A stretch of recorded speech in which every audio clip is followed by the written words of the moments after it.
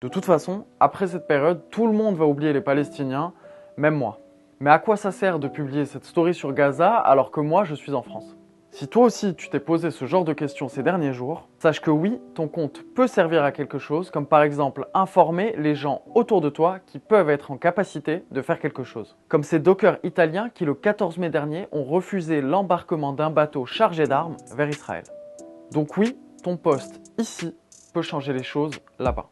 Depuis plusieurs jours, on voit des stories, des posts être partagés, capturés, repartagés sur chacun de nos réseaux sociaux. Sur Twitter, Instagram ou TikTok, il est aujourd'hui difficile de passer à côté de ce qu'il se produit à Gaza.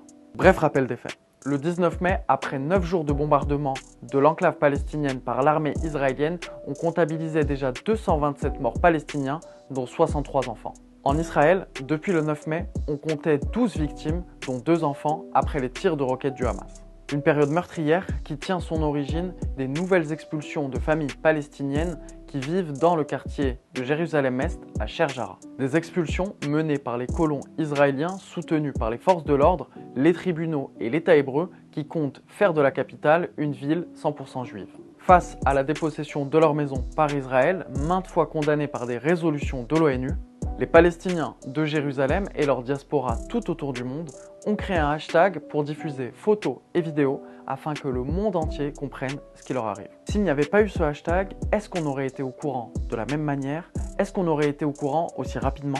Et est-ce que l'émotion et l'indignation auraient été les mêmes? You are stealing my house. And if I don't steal it, someone else is going to steal it. No one is allowed to steal it, يا عمي. Malheureusement, la pression médiatique des populations sur leur gouvernement est devenue l'un des seuls leviers de réaction politique. Les dernières campagnes médiatiques sur les réseaux sociaux, comme par exemple celle autour de la minorité musulmane des Ouïghours en Chine, ont permis d'aborder la question jusqu'au plus haut sommet de l'État. Je ne vais pas déclencher la guerre à la Chine sur ce sujet. Moi, ce que je souhaite, c'est que nous, Européens, dans notre dialogue avec la Chine, on porte cette exigence et qu'on demande quoi? La cessation immédiate de ces camps.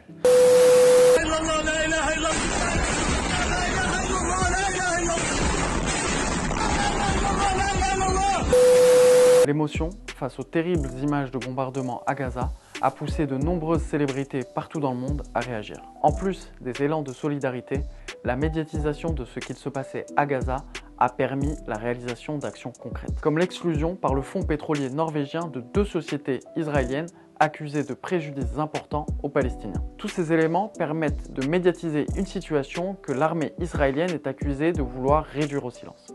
Le 15 mai dernier, le bâtiment dans lequel se trouvaient les bureaux de l'agence de presse américaine AP et la chaîne de télévision qatari Al Jazeera est bombardé à Gaza. Et c'est dans ces moments-là que le partage des images des citoyens, des lanceurs d'alerte et des journalistes indépendants est le plus précieux. Ces images, captées en direct du terrain, permettent d'apporter un autre récit et pallier la neutralité de certains médias mainstream. Au-delà de l'émotion provoquée par le partage de ces images terribles, les réseaux sociaux permettent à des journalistes, des intellectuels, des universitaires d'expliquer la colonisation, la spoliation, l'apartheid, des phénomènes qui apparaissent peu lorsqu'on évoque le sort des Palestiniens. Dans cette guerre des images et des réseaux sociaux, les plateformes américaines comme Twitter ou Instagram ont été accusées de supprimer ou de suspendre des comptes, des publications liées au hashtag #SaveSherjara ou à la situation à Gaza.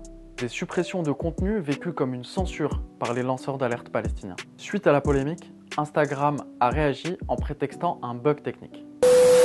Pour les populations en proie aux répressions politiques ou aux bombardements, les réseaux sociaux constituent une fenêtre sur le monde que beaucoup de gouvernements aimeraient fermer. Comme par exemple en Inde, où le gouvernement est accusé de censurer les posts qui critiquent la gestion du Covid en pleine expansion dans le pays. Informer, mobiliser, aider. C'est à ça que peut servir votre story Instagram.